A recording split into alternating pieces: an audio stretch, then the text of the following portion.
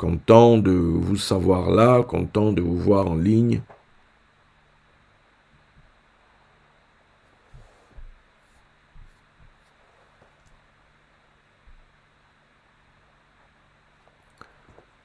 Bienvenue à tous en cette troisième soirée. Vous avez pu voir le résumé, si je peux l'appeler ainsi, en tout cas, des portions de ce qui a été dit hier. Hier, nous étions sur l'arbre France. Et vraiment, je vous recommande, pour vous qui êtes en francophonie, et les autres, bien sûr, hein, voilà, qui parlent français et qui aiment ce ministère, de pouvoir écouter ce message, de pouvoir vraiment l'intégrer et comprendre prophétiquement la course prophétique de ce merveilleux pays qu'est la France. Et de pouvoir avoir une relation de cœur. On se souvient de ces paroles très fortes qui étaient passées à la télévision à une époque. Si tu n'aimes pas la France, quitte-la. Hein? Voilà. Donc je pense que il faut pouvoir, là où Dieu nous emmène, il faut pouvoir développer une relation de cœur avec cet endroit. Une relation d'esprit avec cet endroit. Je prends mon cas, quand l'esprit me dit d'aller vivre à Lyon, il y a une raison pour laquelle je vis ici et non ailleurs. J'avais prévu, moi, de vivre ailleurs, mais Dieu a voulu que je vive en terre lyonnaise. Et au fur et à mesure du temps, j'ai commencé à aimer cet endroit. J'ai commencé à aimer cette région. Je suis quand même là depuis 1995. Septembre 2023, ça faisait 28 ans que j'ai apparu dans cette région. Et c'est ici, en fait, que Dieu m'a construit, c'est dans cette région, entre le Rhône et la Saône, que le Seigneur m'a fait devenir ce que je suis aujourd'hui. Donc, aimer ce pays, quand ce pays souffre, souffrez avec ce pays, parce que vous y vivez. Dieu passe par les eaux de ce pays pour vous bénir. Dieu passe par le pain de ce pays pour vous bénir. Dieu passe par ce pays pour vous bénir. Donc, aimez ce pays. Priez pour ce pays. Donc, c'est très important de connaître cette histoire, en tout cas la lecture prophétique liée à la France. Le premier soir aussi, nous avons posé les bases par rapport à ce Toubi Shevat. Donc, aujourd'hui, nous allons reprendre quelque peu la direction logique liée à Toubi Shevat, dont nous allons revenir, j'allais dire, somme toute, à une suite par rapport au premier soir. Nous avons surtout dit qu'il y a, c'est une nouvelle, quand on parle de nouvel an des arbres fruitiers, donc il y a une forme d'inauguration d'une nouvelle saison. Pourquoi? Parce qu'il y en avait l'an passé, pour le coup, est passé. Pour le coup, on a échappé au jugement de la hache, mais il faut rester vigilant, hein? Il faut rester vigilant pour le coup, pour la suite, et que maintenant, on entre dans une période faste, une période où nous devons maintenant voir les fruits, voilà. Mais les fruits de quoi? De quel arbre? Ok? Nous ici, je vous l'ai dit, la sève, l'essence, le serpent de grâce, le serpent de vie, l'énergie de la vie. Vous savez, quand vous allez dans le côté des Indiens, des Hindous, vous allez entendre parler de ce qu'on appelle la Kundalini. La Kundalini, on va te dire, c'est un genre de serpent d'énergie, on va parler comme ça, qui est levé au bas, au niveau du sacrum par là-bas, donc au bas du dos, vraiment au bas. Et qu'à un moment donné, cette énergie va maintenant monter tout le long de la colonne vertébrale jusqu'au niveau ici donc de la base, hein, base du crâne. Ok, voilà. Donc, et que quand cette énergie se lève dans quelqu'un, donc c'est une nouvelle dimension dans la vie de la personne, etc. Ok. Donc, maintenant, essayez d'imaginer que cette colonne vertébrale, là, c'est comme une colonne, on appelle ça colonne d'ailleurs, et dans le temple, il y avait des colonnes. Et au niveau des colonnes, au-dessus, il y avait des grenades. Ok. Donc, c'était une symbolique pour parler, la colonne, c'est comme l'arbre, en fait. La colonne, c'est un arbre fruitier. Ok. Je me souviens toujours que au mois de février, ça devait être le 14 février ou le 15 février, donc c'était juste avec l'histoire de la croix, ok. Après que j'ai fait ma première offrande au ministère de Papa Cérulo, quand je l'ai vu prier pour moi dans ma chambre ici un après-midi, en train de me dire, tu seras une colonne dans ma maison. Voilà, cette parole je l'ai reçue en février 2003. Une colonne. Regardez, quand est-ce que ça s'accomplit? 20 ans après, maintenant tu peux aller, maintenant tu es Honoris Doctor of Divinity. Vous voyez? Donc, les choses de l'esprit, on dit c'est celui qui persévérera jusqu'à la fin qui sera sauvé. On sait quand ça commence, en tout cas quand ça commence, mais on ne sait pas quand ça finit. Mais il faut être là quand ça finit. Tu vois? Il faut arriver au bout de la chose. Je vous ai raconté ce qui m'était arrivé par rapport à ma formation. L'année que j'ai passée à Sciences Po, comment ça avait été galère, comment à un moment donné je me dis je vais laisser tomber. Et que dans ce sens, j'en ai venu me dire, n'arrête pas, va jusqu'au bout. Donc il fallait jouer le game jusqu'au bout. Et c'est au bout du bout, au dernier cours que j'étudiais, que j'entends le prof dire, ça va être une question d'examen. Et c'est ce cours-là, en fait, qui me donne mon année. Pour avoir réussi ce cours, j'ai eu mon année. J'ai eu mon fameux certificat. Vous voyez ça? Donc, c'est celui qui persévère jusqu'à la fin. Maintenant, on dit, vous avez besoin de persévérance, afin qu'après avoir accompli la volonté de Dieu, vous obteniez ce qui vous a été promis. Quand on nous dit qu'on a besoin de persévérance, c'est qu'effectivement, on va en avoir besoin. Parce que la route là va te montrer, tu n'auras qu'une envie, tout laisser tomber et te barrer en courant. En disant plus jamais ça, plus jamais ça, plus jamais ça. Mais tu as besoin. En fait, la persévérance, c'est face à quelque chose qui s'oppose à toi. Face à une force contraire qui veut t'empêcher d'avancer, qui veut t'empêcher de voir la chose. Tu vois, quelqu'un disait persévérance.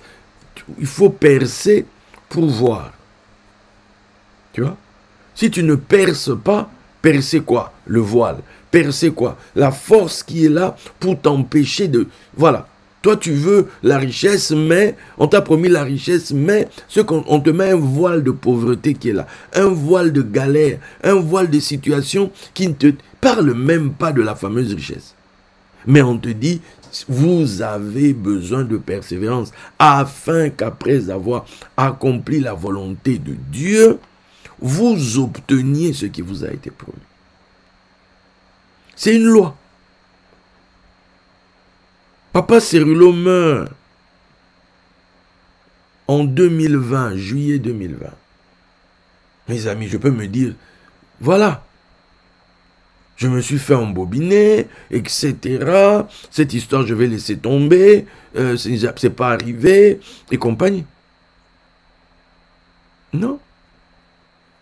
La parole de Dieu demeure éternellement. D'ailleurs même, ce que quelqu'un t'a dit de son vivant, il faut tenir ça.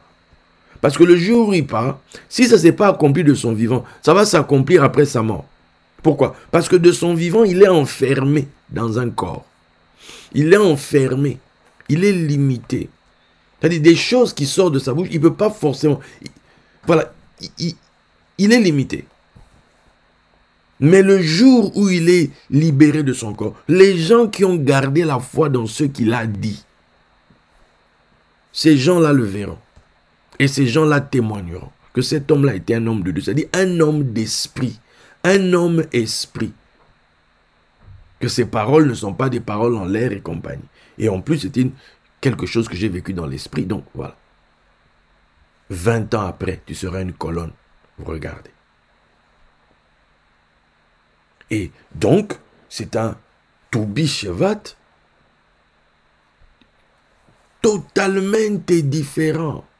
Un Toubi Shevat d'anthologie. Un Toubi Shevat qui inaugure la période dont les gens ont besoin. Maintenant, nous allons commencer ce soir. Quand vous lisez votre Bible, vous allez voir que quand Dieu crée l'homme, dans Genèse là, on nous dit que Dieu le met dans le jardin. Et dans le jardin, ça c'est dans Genèse 2, hein, vous allez trouver ça. On nous dit qu'il y a 2 arbres. Donc Dieu a créé des arbres fruitiers, il en a mis, mais on va nous citer 2. L'arbre de la connaissance du bien et du mal et l'arbre de vie. Les 2 sont là. On pourrait dire quasiment côte à côte.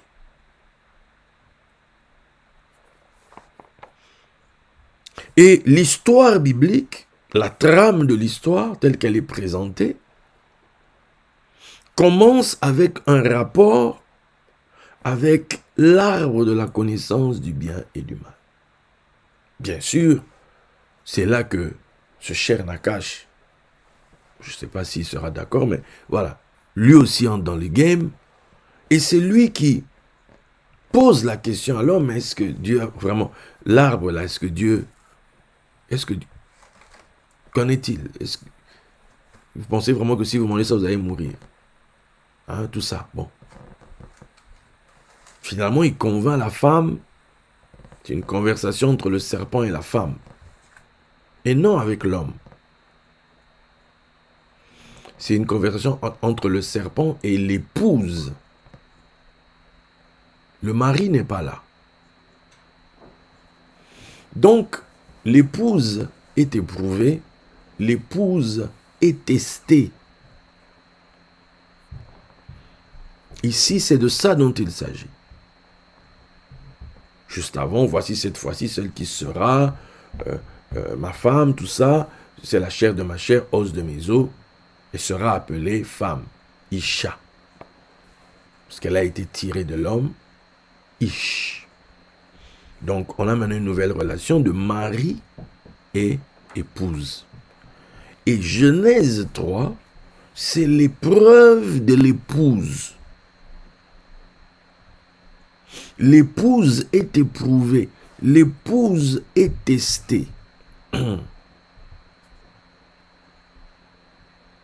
C'est surtout de ça dont il s'agit en fait. C'est l'épouse qui voit que ce truc-là est intéressant. C'est l'épouse qui va en manger. Et bien sûr, on dit elle va donner à son mari qui est auprès d'elle. Bon. Mais on sent bien que, tu vois, plus tard on dira, c'est la femme qui a été séduite, la première à manger, etc. Ok? Ce que Paul dit. Tu veux bien. Donc l'histoire commence avec la relation avec cet arbre.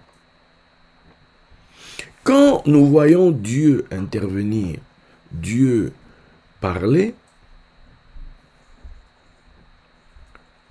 en réalité, la personne qui est maudite, c'est le serpent. C'est le serpent qui est maudit. Le serpent est maudit du fait qu'il sait quelque part, maintenant il y a embrouille entre lui et la femme. La femme mariée. Ok? L'homme, il souffre de quoi? L'homme, on dit, tu as vu la terre là, qui devait produire pour toi? Ben, ça va être chaud maintenant. Maintenant, tu mangeras la sueur de ton front et compagnie. Bon. Et on avance un peu. Soudainement, on se retrouve maintenant en présence de l'arbre de vie.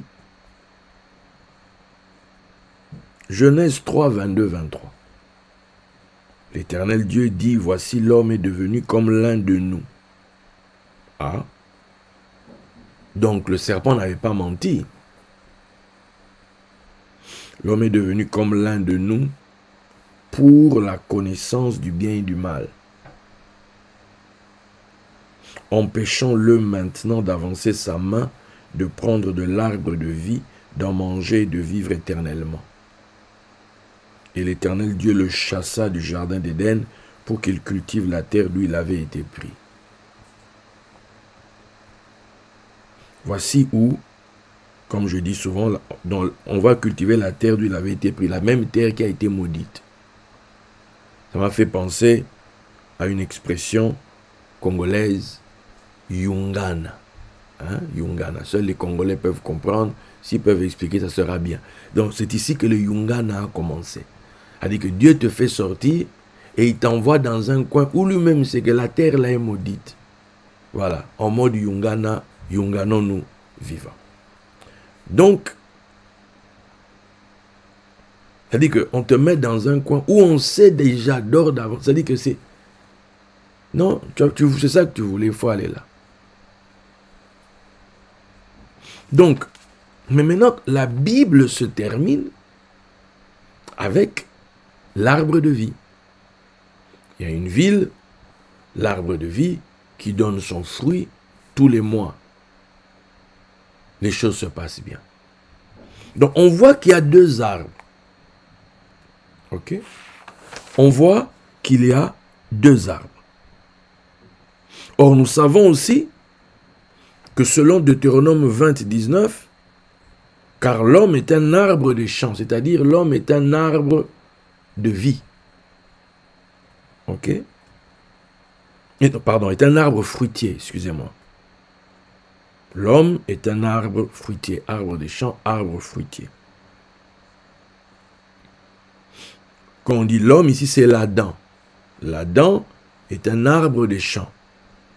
Mais regardez, quand on présente le Nakash, on nous dit qu'il était le plus rusé, le plus arôme des animaux des champs. L'homme, arbre des champs, lui là, pour le coup, roi des animaux des champs. Ok? Donc, on nous présente deux arbres fruitiers dans le jardin. C'est comme si on nous présentait deux hommes dans le jardin. Maintenant, c'est comme si il y a deux arbres en jugement. L'un, l'arbre de la connaissance du bien et du mal, qui a aussi son fruit, et la femme aurait pu regarder aussi l'arbre de vie,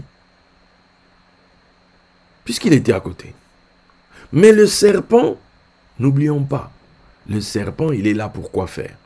Le serpent, son rôle, il teste. Il éprouve. Surtout que la femme,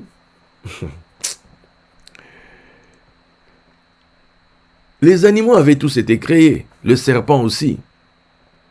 Qui leur a donné les noms? C'est l'homme. Dans le Nakash, là, c'est l'homme qui lui a donné le nom. Ok? Maintenant, tous sont là. Et puis, un beau matin, ils voient débarquer, excusez-moi, une nana là qui débarque. Une nana qui débarque, ah ouais, bon, c'est qui? Et l'homme qui dit, voici cette fois-ci. Donc, les autres peuvent dire, ah, et nous? Et nous qui étions là alors avant, c'est quoi? Donc, nous, on comptait pour du beurre. Puisqu'il donne d'abord le nom aux animaux. C'est pour façon de dire qu'il avait une relation avec les animaux. Une relation, voilà, symboliquement, une connexion avec les animaux, des échanges avec les animaux. D'abord, il avait une vie avec eux. Disons ça comme ça. Ça peut nous faire repenser à Enkidu et compagnie. Bon, voilà. Et puis un bon matin, les gens là avec qui il était avant, apprennent, ils entendent maintenant dire, leur gars, voici cette fois-ci. Donc, il aurait pu juste dire, voilà les gars, je vous présente... non. Maintenant, quand il dit cette fois-ci, il dit qu'il condamne tous ceux d'avant. C'est-à-dire qu'il blâme ceux d'avant. C'est-à-dire que vous d'avant, vous n'avez rien foutu. Voici cette fois-ci, celle, la chair de ma chair, l'os de mes os. C'est-à-dire que de dedans. Vous là, vous n'êtes pas de dedans. Vous, vous êtes des gens extérieurs. Vous, je vous connais d'où. Vous sortez d'où? C'est qui ton père? C'est qui ta mère? Attends. Mais il dit cette fois-ci. Ah, cette fois-ci. Ok. Je pense que les animaux se sont mis ensemble en conciliabule. Les gars, vous pensez quoi? Elle là, qui vient d'arriver. Il dit cette fois-ci. On peut lui faire confiance à quel niveau? Jusqu'à quel point on peut faire confiance à celle-là, qui débarque là comme ça parmi nous, et on dit maintenant cette fois-ci, c'est... Attends. Ok. On a dit bon, serpent, Nakash, toi tu dis quoi? Il dit non, je vais la tester. On va un peu la tester, on va un peu les prendre, on va voir un peu. Puis il dit cette fois-ci, donc c'est par rapport à nous qu'il dit ça. Donc, on va la tester. C'est là que Mister Serpent, par l'odeur alléchée, lui tend à peu près ce discours. Oh oui, madame, que vous me semblez jolie. Le gars dit que cette fois-ci, bon, mais toi tu penses quoi de l'arbre là? Est-ce que quelqu'un est en train de comprendre comment la faire bibliquement dans l'esprit de la chose? Parce que quelqu'un débarque qui dit, celui-ci est mon fils. Ah ouais? Donc nous tous depuis on est là, tu ne nous as jamais dit ça. Moi-même Jean-Baptiste, tu ne m'as jamais dit je suis ton fils. Oh non, je suis la voix. Bon, la voix, est-ce que je suis un fils? Je ne sais pas, mais je suis la voix, tu es Élie. Bon, Élie et toi, c'est comment la relation? Tu es son père, c'est chez qui? Celui-ci est mon fils. Ok, on va vérifier tout ça. Emmenez-le de l'autre côté là-bas. On l'a emmené de l'autre côté. Si tu es réellement le fils. Chaque fois qu'on dit, moi je l'ai remarqué dans ce ministère, chaque fois que je donne le nom à quelqu'un, je